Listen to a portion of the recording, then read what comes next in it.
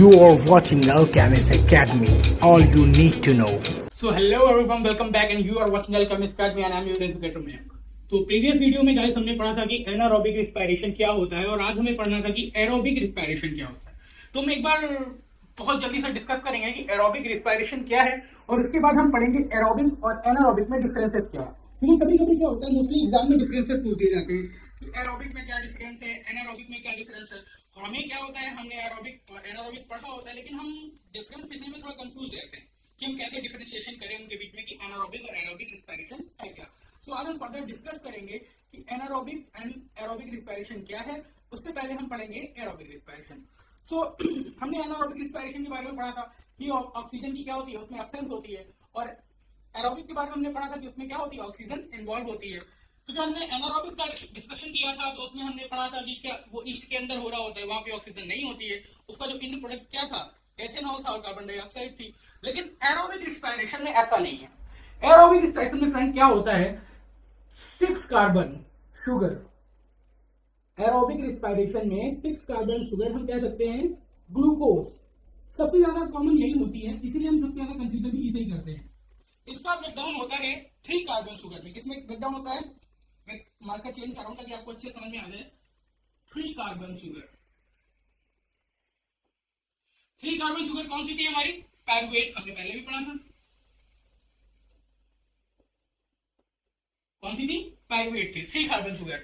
तो 6 carbon sugar breakdown होती है 3 कार्बन शुगर में। किसकी प्रेजेंस में, यहां पे ये चीज थोड़ा सा ध्यान देने वाली है, किसकी प्रेजेंस में, ऑक्सीजन की। हम O2 लिख सकते हैं, है ना। और इसके साथ ब्रेकडाउन में बनते क्या क्या है, कौन कौन से प्रोडक्ट बनते हैं, हमें इनके बारे में भी जानकारी लेनी थी कि भाई उसमें जब हम गए थे तो हमें एथेनॉल बन के मिला था और क्या मिला था, कार्बन डाइऑक्साइड मिली थी, CO2 मिला था। अब हम देखते हैं कि एरोबिक रिस्पायरेशन में क्या मिलता है। तो एरोबिक रिस्पायरेशन में हमें मिलते हैं 3 CO2। क्या मिलते हैं, 3 CO2 यानी कार्बन डाइऑक्साइड के 3 मॉलिक्यूल प्लस और क्या रिलीज होता है साथ में इसके, H2O यानी वाटर। क्या रिलीज होता है, वाटर। तो ये जो पूरा प्रोसेस है, यानी ये जो होल प्रोसेस है, हम कह सकते हैं कि, एक सेकेंड मार्कर मैं चेंज कर लेता हूं। हम ये कह सकते हैं ये जो पूरा प्रोसेस है, यानी 6 कार्बन का 3 कार्बन में ब्रेकडाउन होना, ये कंप्लीट होता है माइटोकॉन्ड्रिया में।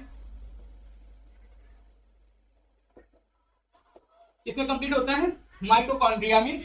इसे ही हम क्या कहते हैं, एरोबिक रिस्पायरेशन। यानी ऑक्सीजन की प्रेजेंस में क्या होना, 3 का यानी 6 कार्बन शुगर का 3 कार्बन शुगर में ब्रेकडाउन होना, उसमें क्या बनना, CO2 बनना और वाटर बनना। कहां पे, माइटोकॉन्ड्रिया में। तो इसी ओवरऑल प्रोसेस को हम क्या कहते हैं, एरोबिक रिस्पायरेशन कहते हैं। तो ये हुआ हमारा एनारोबिक और एरोबिक रिस्पायरेशन। सॉरी फ्रेंड्स, आपको समझ में आ गया होगा कि मैंने आपको बहुत ही शॉर्ट वे में चीजें समझा दी हैं। बहुत लॉन्ग टर्म्स होते हैं, बहुत बड़ी बड़ी डिफिनेशंस होती हैं, बहुत लॉन्ग लॉन्ग थ्योरीज आती हैं अलग अलग, लेकिन अल्केमिस्ट एकेडमी आपको सिर्फ उतना कॉन्सेप्ट देगा जिसको पढ़ के आप अच्छे मार्क्स गेन कर सके और आपको क्या हो, ज्यादा उसे रटना ना पड़े। क्योंकि एजुकेशन का मतलब ये नहीं है कि कॉपी उठाई, बुक उठाई, दे रट्टा दे रट्टा दे रट्टा। तो नहीं, हम हैं इसीलिए कि आपको रटना ना पड़े, आप कॉन्सेप्ट समझ लें, थ्योरी अपने आप। क्योंकि आपके मन में अगर कॉन्सेप्ट क्लियर है ना, तो आपको थ्योरी ज्यादा पढ़ने की जरूरत नहीं है। छोटे छोटे टर्म से आप बड़ी बड़ी थ्योरी लिख सकते हैं, इसमें कोई दो राय नहीं है, इसमें कोई फैक्ट है ही नहीं। तो नेक्स्ट हम बिना लेट किए हम चलेंगे अपने डिफरेंस के ऊपर। अब हम आते हैं डिफरेंस के ऊपर। डिफरेंस क्या है एनारोबिक और एरोबिक में।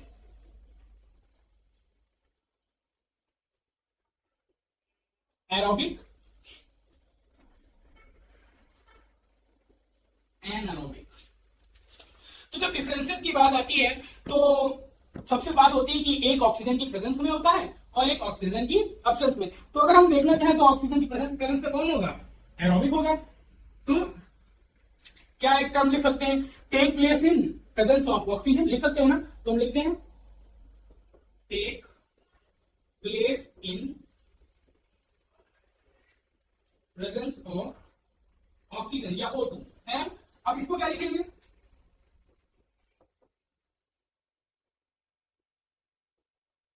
absence ऑफ, क्या absence of O2। एनारोबिक क्या होगा? जिसमें ऑक्सीजन की एब्सेंस नहीं होगी। अब नेक्स्ट टर्म क्या लिखेंगे? हम लिख सकते हैं कि कहां होता है?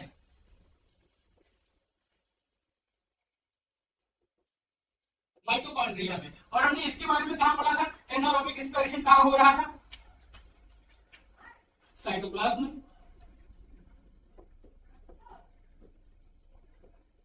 या ये भी कह सकते हैं ईस्ट में, है ना? उसके बाद नेक्स्ट टर्म क्या आता है? थर्ड अगर पॉइंट देखें तो इंड प्रोडक्ट। भाई इंड प्रोडक्ट में यहां पे क्या बना था? जब एरोबिक रिस्पिरेशन अभी पढ़ रहे थे सबने, हमने बहुत उस पर फोकस किया।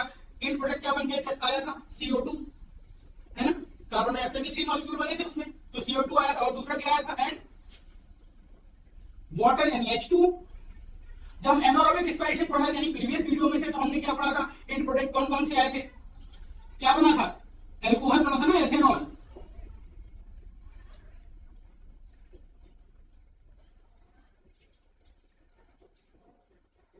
एथेनॉल एंड और क्या बन के आया था? नेक्स्ट क्या बन के आया था? लैक्टिक एसिड कह सकते हैं, क्योंकि ये जो लैक्टिक एसिड, प्रॉब्लम क्या है अभी? ये लैक्टिक एसिड जो वर्ड आया है ये आपको बहुत प्रॉब्लम कर रहा होगा। ये लैक्टिक एसिड वर्ड आपको प्रॉब्लम कर रहा होगा। सर आपने एथेनॉल तो बताया था, एथेनॉल तो आपने डिस्कस किया था, लेकिन लैक्टिक एसिड नहीं था। देखो बेटा, एनारोबिक रिस्पिरेशन को हम फर्दर फर्मेंटेशन भी कहते हैं, और फर्मेंटेशन के 2 ही प्रोडक्ट बन के आते हैं, एथेनॉल और लैक्टिक एसिड। हमें सिर्फ एक डिस्कशन करना था, हमें एक प्रॉपर नोट्स लिए थे, हमें उतना पढ़ना है जितना हमारे लेवल का है, ठीक है? अब ऐसे तो बहुत सारे प्रोसेस हैं, बहुत सारी एक केमिकल रिएक्शन से बहुत सारी रिएक्शन बनती हैं, लेकिन हमें क्या करना है, जितना हमको लिखने से अच्छे मार्क्स मिल सकते हैं, अरे केमिस्ट एकेडमी आपको एकदम उतना ही सिंपल एंड सुटेबल नॉलेज देती है। तो अब लैक्टिक एसिड यानी फर्मेंटेशन से 2 प्रोडक्ट बने, एथेनॉल और लैक्टिक एसिड। तो हमने क्या किया था? एनारोबिक रिस्पिरेशन में इनके बारे में प्रॉपर डिस्कस किया था। सो फ्रेंड्स, अब बात आती है, ये आपको समझ में आ गया होगा कि एनारोबिक और एरोबिक रिस्पिरेशन क्या था, ठीक है? ये हमने क्या डिफरेंसेस को भी थोड़ा सा डिस्कस कर लिया है। अब बात आती है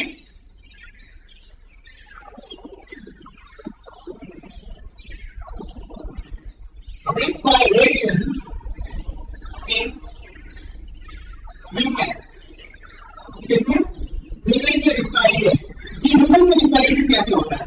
तो हम लोग ने डिस्कस किया था कि ह्यूमन में रिस्पिरेशन और एनिमल्स में जो अदर स्पीशीज में हमने रिस्पिरेशन दोनों आगे से थोड़ा सा डिस्कस किया था कि ह्यूमन में रिस्पिरेशन होता है लंग्स में। किसके थ्रू होता है? लंग्स, ठीक है?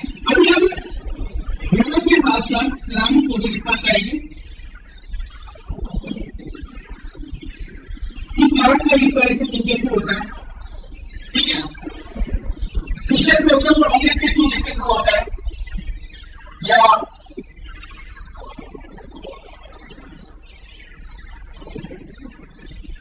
फिशर में किसके थ्रू होता है? और प्रॉपर डिस्कस करेंगे इसके बारे में। लेकिन अभी हमारे जो वो रिस्पिरेशन की ड्यूटी किसके थ्रू हो रहा है? लंग्स के थ्रू हो रहा है। लेकिन डिफरेंस होता क्या है कि प्रॉपर जो रिस्पिरेशन करते हैं तो हमारी क्या होता है? मोशन थर्मल से क्या होता है? हमारी बॉडी में मेंटेन करती है। बॉडी मेंटेन करते हैं, कहाँ बढ़ जाती है? बॉडी क्या एयर हमारी बढ़ जाती है, ये बॉडी के अलग अलग ऑर्गन्स में बढ़ जाती है। ऐसा नहीं, जो हमारी एयर होती है वो एल्वियोली में स्टोर होती है। कहाँ पे स्टोर होती है? एल्वियोली। फेफड़ों में हवा नहीं बढ़ जाती है, जो लोग कहते हैं कि लंग फेफड़े बहुत लैंग्वेज में नहीं आती है, तो वो फूल कहते हैं। फूल नहीं फूलते, उसमें छोटे छोटे चैम्बर्स होते हैं, वो बैंड होते हैं, उन्हें एल्वियोली कहते हैं। उसमें क्या होता है? कपड़ा एयर करके बढ़ जाती है। तो यहाँ का कुछ जो पार्ट होता है वो क्या करता है? उसके थ्रू ऑक्सीजन की होती है बॉडी में, जिसे आपने ऑक्सीजन कहते हैं, वो बॉडी के अंदर मसल से पकड़ कर आती है।